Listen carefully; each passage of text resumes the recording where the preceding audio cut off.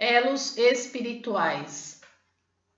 Até agora, a expressão elos espirituais tem sido pouco utilizada, talvez por ainda não se conhecer sua importância e também pelo fato de eles serem invisíveis e mais rarefeitos que o ar. Entretanto, não se deve menosprezar a influência que eles exercem tanto nas coisas como no ser humano. Os elos espirituais são a causa da felicidade e da infelicidade humana. Em sentido amplo, influenciam até mesmo a história. Portanto, é imprescindível que as pessoas conheçam seu significado. Antes de mais nada, quero esclarecer que minha explicação sobre os elos espirituais é ciência, religião e também um conhecimento que existirá no futuro. O princípio da relatividade de raios cósmicos e todas as questões referentes à sociedade e ao indivíduo, enfim, tudo se relaciona com os elos espirituais. Vejamos a relação existente entre eles e o ser humano. Tomemos como exemplo o próprio leitor. Não se pode calcular quantos elos espirituais estão ligados a ele. Podem ser poucos, dezenas, centenas ou milhares. Há elos espirituais grossos e finos, compridos e curtos, corretos e incorretos, que constantemente exercem alguma influência e provocam mudanças no ser humano. Portanto, não é exagero dizer que o homem se mantém vivo graças aos elos espirituais. Entre estes, o mais grosso é o que existe entre o casal, a seguir o que existe entre pais e filhos, entre irmãos, entre tios e sobrinhos, entre primos, amigos, conhecidos, etc., tornando-se nessa ordem cada vez mais fino. Creio que as expressões laços de afinidade e vínculos de afinidade, usadas desde a antiguidade, referem-se aos elos espirituais. Os elos espirituais sempre se modificam, tornando-se grossos ou finos. Quando há harmonia entre o casal, ele é grosso e brilhante. Quando os cônjuges estão em conflito, ele torna-se mais fino e perde o brilho. O mesmo se verifica entre pais e filhos, entre irmãos, etc. Da mesma forma, novos elos podem se formar quando se fazem novos amigos e principalmente quando se começa um namoro. Chegando o namoro ao ápice, o elo espiritual entre o casal torna-se infinitamente grosso e a troca de sentimentos intensa. Não apenas sensações agradáveis e sutis, como também sentimentos de tristeza e saudade são transmitidas entre eles. Ao final, o elo espiritual é potencializado ao extremo a ponto de uma separação não ser mais possível. Conforme todos sabem, nesse caso, mesmo que uma terceira pessoa tente convencer do contrário, além de não obter nenhum resultado, fará aumentar ainda mais o calor da paixão. Quando duas pessoas se amam, é como o polo positivo Yang e o polo negativo Yin em eletricidade, que gera energia elétrica ao entrar em contato. Nesse caso, o elo espiritual passa a ter a função de fio elétrico. Tempos atrás, extinguindo espiritualmente o polo positivo Yang, salvei duas estudantes que, envolvidas num amor lésbico, estavam a um passo de cometerem duplo suicídio. Consegui que a moça que representava o polo positivo voltasse à normalidade em cerca de uma semana. Esfriado o ardor da paixão, a outra também voltou à normalidade. Dessa forma, o elo espiritual entre pessoas que não têm laços de consanguinidade pode ser rompido, mas é impossível romper o que existe entre parentes consanguíneos. No caso de elos espirituais entre pais e filhos, existe um ponto ao qual se deve prestar atenção.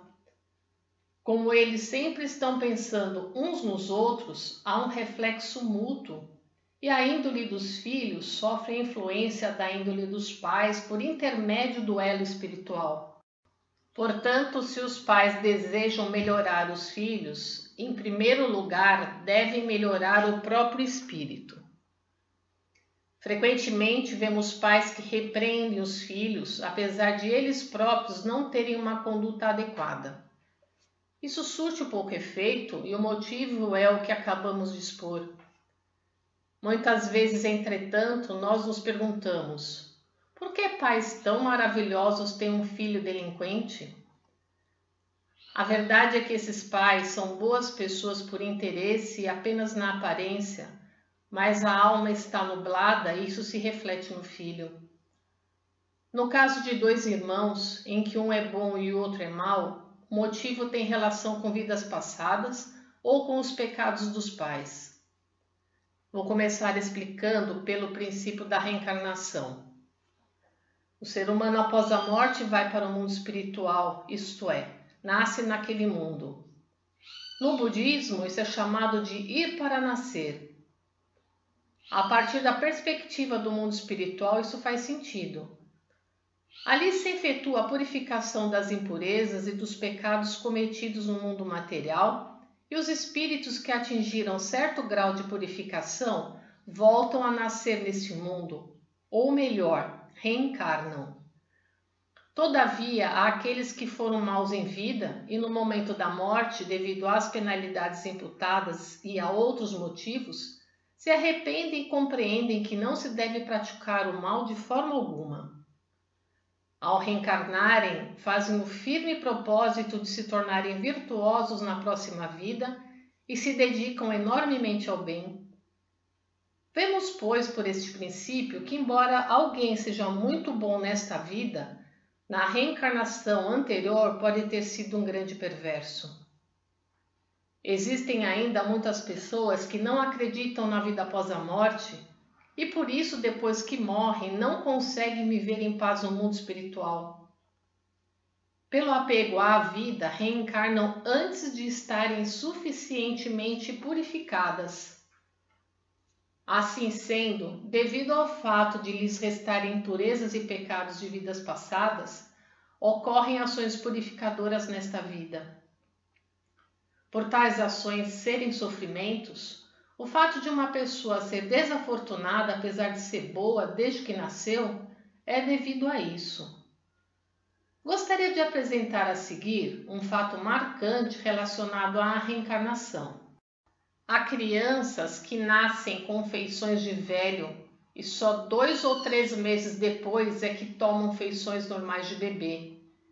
Isso se verifica por se tratar da reencarnação de idosos. Quem já viu casos assim haverá de concordar comigo. Voltando ao assunto da influência dos pais sobre os filhos, temos o caso do reflexo dos pensamentos e sentimentos incorretos dos pais sobre um dos filhos, o qual se torna mau, ao passo que a consciência, o lado bom, se reflete no outro filho e por isso este se torna bondoso. Ocorre também com frequência o seguinte: quando os pais acumulam fortuna ilícita, os antepassados, cientes de que se não acabar com essa fortuna, a família não terá prosperidade, escolhem um descendente e fazem com que este gaste todo o dinheiro como água, até acabar com a fortuna da família. Na verdade, quem foi escolhido como filho esbanjador está desempenhando o importante papel de salvar a família. Desconhecendo essa verdade, as pessoas acham que tal filho é um desvirtuado que acabou com a fortuna dos pais. Contudo, na realidade, ele é digno de pena. O ser humano está ligado por elos espirituais não só aos parentes e amigos vivos, mas também aos que se encontram no mundo espiritual. Existem ainda o elo espiritual que se liga às divindades do bem e aquele que pertence às divindades do mal. Evidentemente, as divindades do bem estimulam a prática do bem e as do mal a prática do mal. O ser humano é manejado constantemente pelo bem ou pelo mal. O espírito que foi purificado até certo ponto no mundo espiritual é escolhido como espírito protetor guardião, o qual protege a pessoa confiada à sua guarda por meio do elo espiritual. Ou seja, Quando ela está sujeita a um perigo iminente, o espírito protetor guardião emite-lhe um aviso de perigo e tenta salvá-la. Como exemplo disso, podemos citar o caso de uma pessoa que vai embarcar em um trem, mas que por ter se atrasado ou por algum outro impedimento não o pega, tomando o trem seguinte. Aí ocorre um desastre com o trem que ela não tomou e muitos morrem ou ficam feridos. Isso se dá graças ao trabalho do espírito protetor guardião, que conhece antecipadamente o destino de quem lhe fora confiado no mundo material e procura avisá-lo, utilizando-se de vários meios. A quantidade de elos espirituais varia de acordo com o grau de influência da pessoa. Vejamos exemplos de pessoas que os possuem em grande número. Numa família, o responsável possui elos espirituais com familiares, empregados, parentes e amigos. Tratando-se do presidente de uma firma, este possui elos com todos os funcionários. Se for pessoa pública, por exemplo, representante de bairro, subprefeito, prefeito, governador, primeiro-ministro, presidente ou monarca, todos possuem elos espirituais com aqueles que estão sob sua administração ou governo. Quanto maior a influência da pessoa, maior o número de seus elos espirituais. Sendo assim, o caráter de um líder deve ser nobre, pois se sua alma estiver nublada, isso se refletirá sobre o grande número de pessoas atuando maleficamente sobre suas ideias. O primeiro-ministro de um país, por exemplo, deve ser uma pessoa de caráter ilibado e de muita sabedoria. Caso contrário, o pensamento do cidadão se degrada, a moral relaxa, o número de criminosos se torna-se cada vez maior e a responsabilidade de tudo isso caberá aos governantes. Os educadores, em especial, cientes de que seu caráter se reflete sobre os alunos por meio dos elos espirituais, devem tornar-se pessoas dignas de exercerem com honradez sua profissão, procurando constantemente polir a alma. Especialmente os religiosos, como o fundador de uma religião, seu presidente e seus sacerdotes, devem ter em mente que, por serem reverenciados como divindades por um grande número de fiéis, sua alma possui um notável poder de influência sobre as pessoas. Se praticarem atos condenáveis, aproveitando-se de sua posição, tais atos se refletirão no conjunto dos fiéis e a decadência dessa religião será inevitável. Casos como esses são do conhecimento de todos. No entanto, os elos espirituais não se limitam aos seres humanos. As divindades também se ligam aos seres humanos por meio dos elos. A diferença é que os elos que nos chegam das divindades são de uma luz intensa. Em geral, os elos dos seres humanos são fios cinza claro, sem luz, sendo que os de pessoas de alma elevada são de luz tênue. Quanto mais perversa for a pessoa, mais escuros serão os elos. Comumente, ao se escolher amigos, deseja-se que eles sejam boas pessoas, pois misturando-se com o bem, o ser humano torna-se bom, e misturando-se com o mal, torna-se mal devido ao reflexo dos elos espirituais. Mesmo entre as divindades, há as do bem e as do mal. Uma vez que os elos espirituais das divindades do bem são de luz, ao reverenciá-las e orar constantemente a elas, o ser humano tem sua alma purificada. Já dos espíritos malignos, ao invés de luz, a pessoa recebe influências maléficas que corrompem suas ideias e ela acaba tornando-se infeliz. Portanto, ao professar uma fé, é essencial discernir se a divindade dessa fé é ou não benigna. Mesmo entre as divindades do bem, a intensidade da luz varia de acordo com a hierarquia divina. Quanto mais elevada ela for, maior será o número de milagres entre os fiéis, pois a luz dos seus elos espirituais é muito mais forte. Acima expus resumidamente o significado dos elos espirituais relacionados ao ser humano.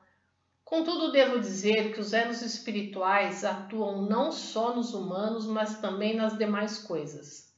Por exemplo, a casa onde residimos, os objetos que apreciamos e sempre usamos, entre os quais roupas e acessórios e principalmente as coisas que mais estimamos, possuem conosco um elo espiritual mais grosso. Numa antiga revista de pesquisas parapsicológicas nos Estados Unidos, foi publicada uma reportagem sobre uma senhora que tinha uma capacidade misteriosa. Pelos objetos, ela identificava a fisionomia, a idade e as ações mais recentes do seu dono. Quando olhava fixamente para o objeto, a imagem do dono surgia estampada nele como uma fotografia devido aos elos espirituais. Por intermédio desse exemplo, podemos perceber como é sutil e misteriosamente profunda a atuação dos elos espirituais.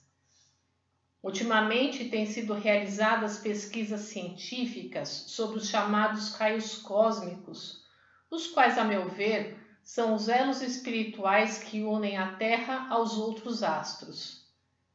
Na verdade, a Terra mantém o equilíbrio no espaço graças aos elos espirituais dos astros ao seu redor que a atraem. Esses elos, cujo número é incalculável, milhões ou bilhões, penetram até o centro da Terra. Aproveitando a oportunidade, vou explicar rapidamente a relação entre o céu e a Terra. Eles parecem dois espelhos refletindo um no outro. Há dois tipos de corpos celestes, os luminosos e os escuros.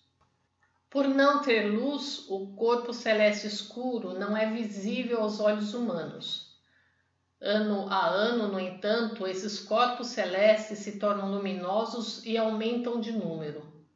Por que eles se transformam em corpos luminosos? É porque existe no universo ação de endurecimento de matérias. Ao atingir o máximo de enrijecimento, o corpo celeste começa a brilhar. É por esse princípio que o mineral mais duro existente na Terra, o diamante, é o que mais brilha. Portanto, na época da criação do nosso planeta, o número de corpos luminosos era tão pequeno quanto das estrelas no alvorecer. O aumento do número de corpos luminosos no céu cresce proporcionalmente ao aumento da população na Terra, pois eles refletem um ao outro como dois espelhos.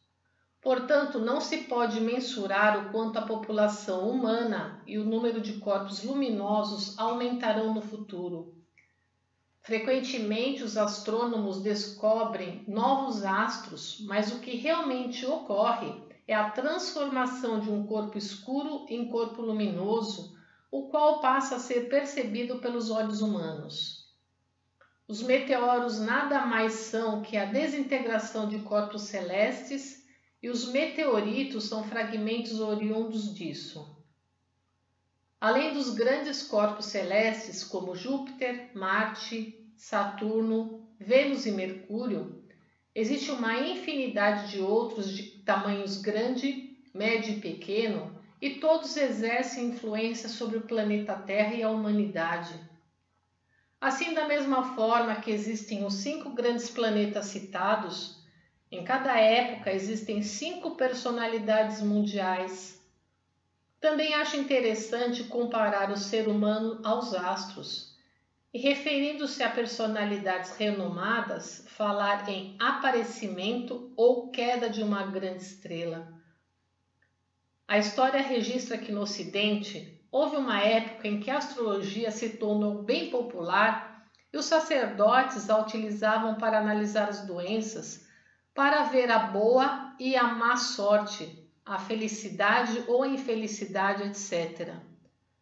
Na China, por exemplo, a ciência da adivinhação também tomava por base os 9 planetas.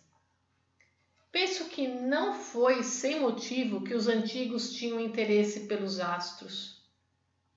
Existe a teoria que há vida no planeta Marte, mas isso é um equívoco. No meu entendimento, existem seres vivos somente no planeta Terra, que é o centro do universo. Posto que tudo existe em prol da humanidade, é preciso refletir sobre o quanto o ser humano é elevado. Em 5 de setembro de 1948. Compartilhe os ensinamentos de Meishu Sama.